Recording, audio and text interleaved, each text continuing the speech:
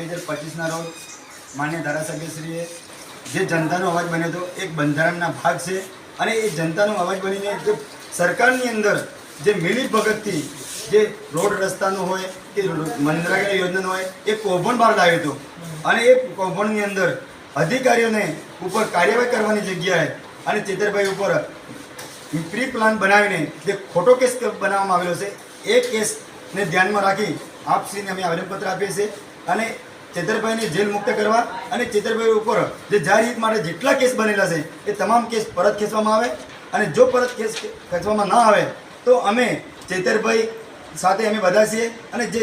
બંધારણની અંદર જે લોકશાહી અવાજ છે એ અવાજની અંદર લોકશાહી બંધારણનો અવાજની અંદર જે ખૂન કરેલું છે એવા તમામ અધિકારીઓ પર યોગ્ય પગલાં ભરવામાં આવે એ જ અમારું આવેદનપત્ર છે અને આ આવેદનપત્ર આપ સ્વીકાર્યું છે તો આને તાત્કાલિક ઘટતું કરવામાં આવે એ અમારું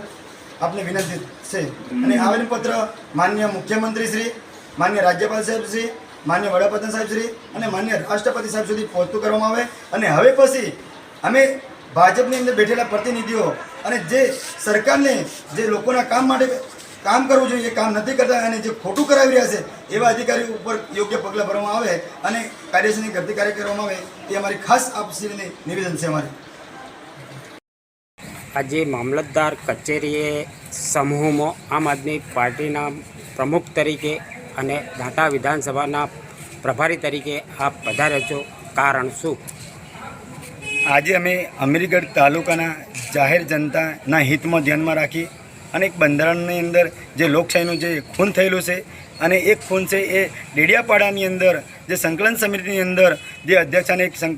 પ્રજાના પ્રશ્નો માટેનું બેઠક રાખવામાં આવેલી હતી એની અંદર માન્ય ધારાસભ્ય ચેતરભાઈ વસાવા સાહેબે જે ભ્રષ્ટાચાર વિરુદ્ધ અવાજ ઉઠાવ્યો હતો અને એ અવાજના ઉઠાવ્યો અને એના પર જે ભ્રષ્ટાચાર કરેલ છે એવા અધિકારીઓ પર કાયદેસરની ઘટતી કાર્યવાહી કરવાની જગ્યાએ અને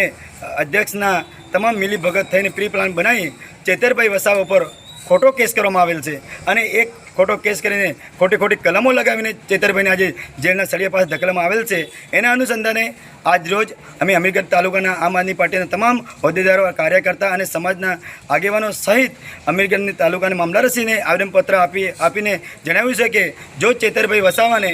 જેલ મુક્ત કરવામાં ના આવે અને ચેતરભાઈ ઉપર જેટલા ખોટા કેસ બનાવવામાં આવેલ છે એ તમામ પરત ખેંચવામાં ના આવે તો આવનાર ટાઈમની અંદર અમે સરકારશ્રીને સોશિયલ મીડિયાના માધ્યમથી જાહેર કરીએ છીએ કે અમે રોડ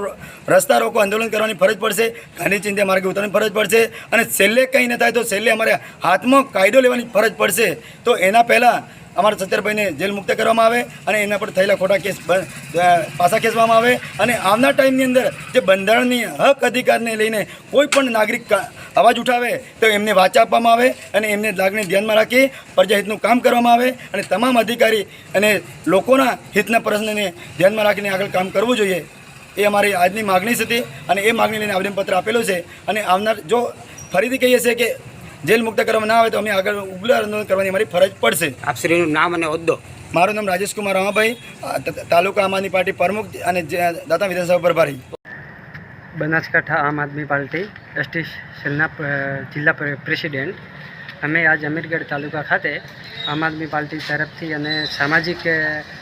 લોક માગણીને લઈને આવેદન પાઠવ્યું છે. અહીંયા ચેતરભાઈ વસાવાને ખોટી રીતે અનકન રીતે ખોટા કેસો કરીને દબાઈ દેવામાં આવેલા છે એટલે જેલ મુક્ત કરો એમની ડિમાન્ડ સાથે અહીંયા રિક્વેસ્ટ કરી છે. સોશિયલ મીડિયાના માધ્યમથી સરકારશ્રીને ધ્યાન દોરવા માગીએ છીએ. અનકન રીતે ખોટી રીતે કેસ કરી અને અમારા જનપ્રતિનિધિને એ રીતના દબાઈ